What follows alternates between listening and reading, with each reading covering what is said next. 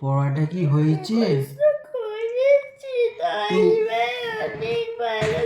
যতবার ধরে মুখস্থ করেছিস তুই বলতে পারছিস না কেন? তার মানে কি তুই রিডিংটা এখানে পড়ছিস, মনটা পড়ে আছে কোথায়?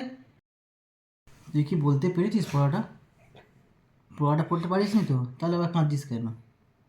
তুই নিজে বল, তুই কি পড়াটা কি হয়েছে? পড়াটা কি হয়েছে? যতবার ধরে মুখস্থ করেছিস তুই বলতে পারছিস না কেন? তার মানে কি তুই রিডিংটা এখানে পড়ছিস, মনটা পড়ে আছে কোথায়? যে কালকে কি টিফিন নিয়ে যাব, কালকে কি খাবো। তোর এইটা মাথায় হচ্ছে না যে এটা আমাকে মুখস্থ করে কালকে আমাকে এক্সামটা আসবে, আমাকে লিখতে হবে কালকে, তাই তো?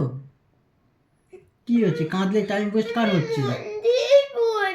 মন দিয়ে এরম ভাবে পা ছড়িয়ে মন দিয়ে পড়া যায় না। ঠিক আছে, পায়ে ব্যথা যখন তুমি নাচে গেছো কেন?